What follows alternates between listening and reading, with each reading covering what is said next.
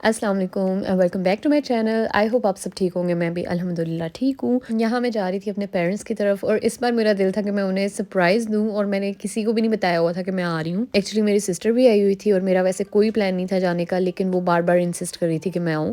तो मैंने कहा चलो मैं उसे जाके ना सरप्राइज़ देती हूँ। नॉर्मली मैं ना सरप्राइज़ बहुत कम देती हूँ क्योंकि पास्ट में जितने भी मेरे एक्सपीरियंस इस तरह के रह चुके हैं ना, जब भी मैं किसी और को सरप्राइज़ देने लगती हूँ उल्टा आगे से मैं सरप्राइज़्ड हो जाती हूँ। क्योंकि मेरी टाइमिंग जो है ना वो हमेशा ही गलत हो जाती है। जब भी मैं कहीं जाती हूँ मेरी टाइमिंग बहुत गलत हो जाती है। तो इस बार जो है ना सेम वैसा ही हुआ मेरे साथ क्योंकि मेरी सिस्टर ना मुझे कॉल कर रही थी। अभी थोड़ा-सा ही रास्ता रह गया था तो मेरी सिस्टर मुझे कॉल करी जा रही थी और मैं ना कॉल अटेंड नहीं करी थी क्योंकि वो वीडियो कॉल करी थी और मुझे था कि उससे पता चल जाएगा कि मैं आ रही हूँ ना।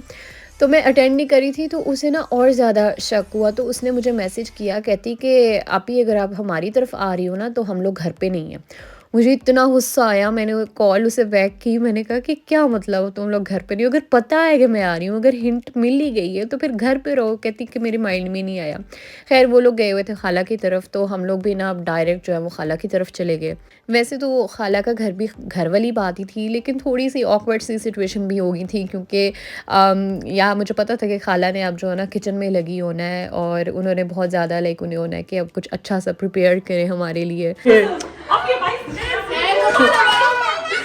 अच्छा, हमारा सरप्राइज़ जो है ना वो थोड़ा-सा इस वजह से भी स्पॉइल हो गया था कि एक तो मामा लोगों को पता चल गया था, लेकिन मैं उन्हें फिर ये बताना भूल गई थी कि बाकी सबको कुछ ना बताएँ। लाइक मेरी कज़िन्स हैं, उन्हें तो एटलीस्ट सरप्राइज़ मिले, मेरे भाई को सरप्राइज़ मिले, लेकिन उन्होंने पीछे से सबको ही बता दिया था। तो सिर्फ़ एक मेरी कज़िन थी जिसको नहीं पता था और उसके लिए जो है ना ये सही सरप्राइज़ था कि हम लोग एकदम से जो है उसके घर पे बैठे हुए थे। अच्छा, जब हम लोग एक्सपोज़ हुए थे ना तो हमारा सिर्फ़ आधे घंटे का रास्ता रह गया था। तो आधे घंटे में मतलब इतने शॉर्ट टाइम में यहाँ पे खाला ने बहुत कुछ जो है वो रेडी कर लिया हुआ था। अच्छा, जो उनके घर में नॉर्मल डिश वग़ैरह बनी हुई थी वो उन्होंने पहले सर्व कर दी थी। उसके बाद जो है ना उन्होंने यहाँ पे काफ़ी ज़्यादा एहतमाम किया है। अच्छा, ये मेन्यू देख के आइडिया हो रहा होना है या तो ये हाई टी का मेन्यू है या फिर ये रमज़ान के दौरान की वीडियो है और सच में ये इफ्तारी का ही टाइम था।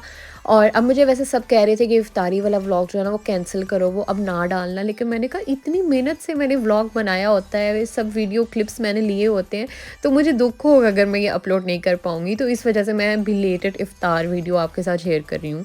और मेरे पास ना इस तरह के 1-2 व्लॉग्स पड़े हुए हैं जो कि मैंने इतने सालों से अपलोड नहीं किए, लेकिन स्टिल मैं वो डिलीट नहीं कर पाती क्योंकि मुझे होता है कि इतनी मेहनत से मैंने बनाए हैं, मेरा दिल कर रहा है कि मैं ये कभी लगाऊँ। जबकि अब तो मैं भूल भी गई हूँ कि उस पे मैंने वॉइस ओवर क्या करना है, क्या बताना है, क्योंकि इतनी पुरानी वीडियोज़ हैं।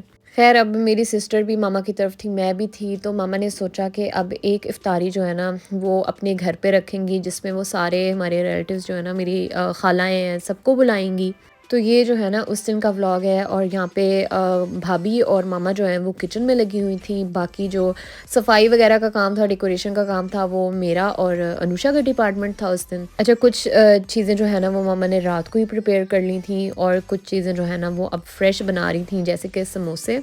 और मुझे ना शुरू में समोसे बहुत पसंद होते थे, लेकिन उसके बाद मैंने इतने समोसे खाए हैं कि मैं सोचती थी कि पता नहीं मुझे समोसों का टेस्ट लाइक क्यों पहले इतना पसंद होता था, अब तो मुझे इतना पसंद ही नहीं रहा। लेकिन उस दिन जब मैंने मम्मा के हाथ के समोसे खाए ना तो ट्रस्ट मी मुझे याद आ गया कि इसलिए मुझे समोसे जो हैं वो इतने पसंद थे, क्योंकि मम्मा जो है ना वो डिफरेंट टाइप के समोसे बनाती हैं और इतने मज़े के बनाती हैं कि उस दिन मैंने मुझे लगता है 3-4 पीस जो है वो मैंने खुद ही खा लिए थे। अच्छा, पहले हमारे यहाँ ऐसे होता था कि हम लोग इफ्तारियों पे ना एक दूसरे की तरफ ज़्यादा जाया करते थे, लेकिन अब मुझे लगता है पिछले सालों से थोड़ा-सा कम हो गया है, स्पेशली जब से कोरोना आया था। और उसके बाद वैसे भी मुझे लगता है आजकल जो है ना इफ्तारियाँ भी थोड़ी सिंपल हो गई हैं, ज़्यादा लोग अपने क्या कहते हैं हेल्थ का ज़्यादा ख़्याल रखते हैं और जो इफ्तारी है ना वो कोई लाइट सी ही इफ्तारी करते हैं, ज़्यादा इस तरह के फ्राइड आइटम्स वगैरह नहीं होते। और जो दूसरी बात है कि वैसे भी ज़्यादा फ़ोकस जो है अब इबादत वगैरह पे होता है, जो कि मेन मकसद भी होता है रमज़ान का। इफ्तारी जो है यहाँ पे रेडी हो गई है, लेकिन अभी इफ्तारी का टाइम नहीं हुआ था तो सब यहाँ पे आ गए हुए हैं। और पहले तो हम लोगों ने थोड़ा-सा टाइम बाहर स्पेंड किया क्योंकि बाहर कुछ बेहतर वेदर था। उस वक़्त तो जब हल्का सा भी सूरज बाहर नज़र आ जाता था ना तो इतनी खुशी होती थी, ये बाहर जो है वो वेदर अच्छा हुआ है।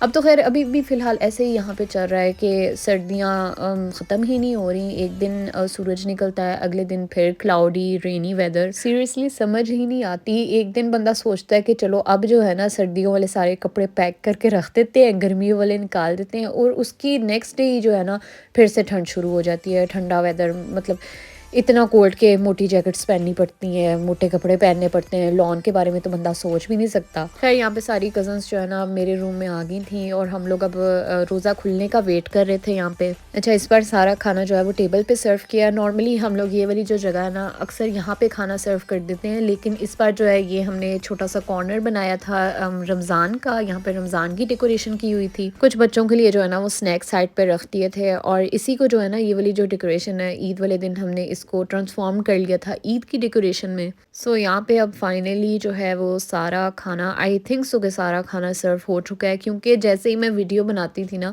तो उसके बाद जो है मेरी भाभी एक नई डिश ले आती थी कि ये भी यहाँ पे रखनी है। फिर हम कहते थे अच्छा अभी मतलब टेबल कंप्लीट नहीं है, और बार बार ऐसे हो रहा था। तो वीडियोस मैंने बहुत ज़्यादा उस दिन बनाई थी।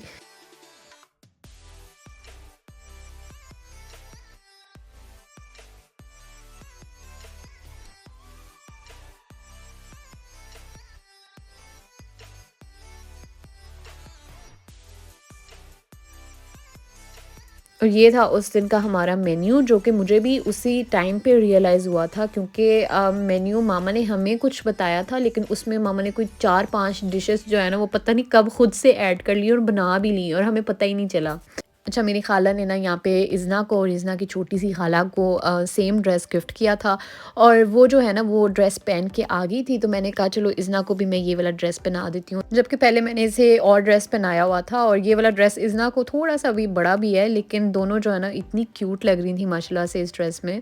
अच्छा, सब बड़े जो है ना वो डाइनिंग टेबल पे बैठ के थे। हम लोग यहाँ पे लाउंज में ही हमने नीचे शीट बिछा ली थी, वहाँ पे बच्चों को बिठा दिया था, खुद यहाँ पे सोफ़ा पे बैठ के थे। हम लोगों ने यहाँ पे खाना खाया था। हम लोग अभी खाना खा ही रहे थे, बल्कि ऑलमोस्ट हम खा चुके थे। तो यहाँ पे ना मेरी बड़ी खाला जो है वो उन्होंने पिज़्ज़ा मंगवा लिया था।